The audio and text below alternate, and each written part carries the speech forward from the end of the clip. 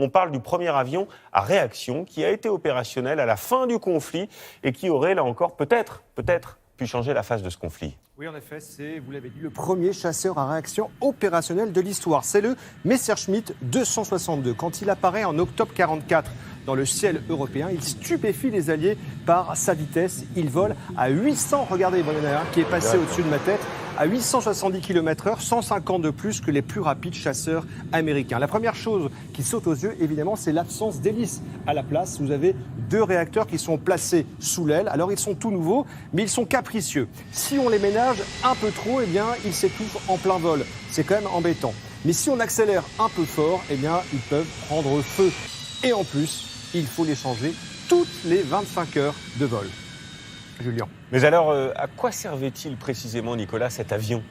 Alors au début, les Allemands ont hésité. Hitler voulait absolument en faire un bombardier rapide. Donc une variante de cet avion pouvait emporter 2 bombes qui sont placées ici en dessous. Mais le Messerschmitt 262, en fait, allait beaucoup trop vite pour larguer ces bombes avec une grande précision. Et en fait, cet avion était bien meilleur comme intercepteur, avec notamment ces 4 mitrailleuses surpuissantes qui sont placées ici dans le nez. On va ouvrir la carlingue. Un seul coup suffisait à détruire un chasseur ennemi.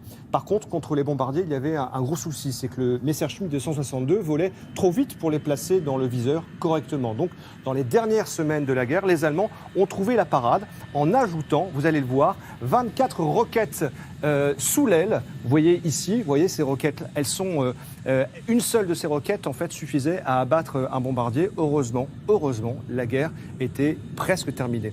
Et l'autre limite de l'avion, c'est le pilote. On n'en parle pas, mais il est là, dans son cockpit, en effet, là-haut. Et il n'avait pas de combinaison antigravité. Donc chaque virage à grande vitesse était pour lui une véritable épreuve physique. Le vol était épuisant pour les pilotes.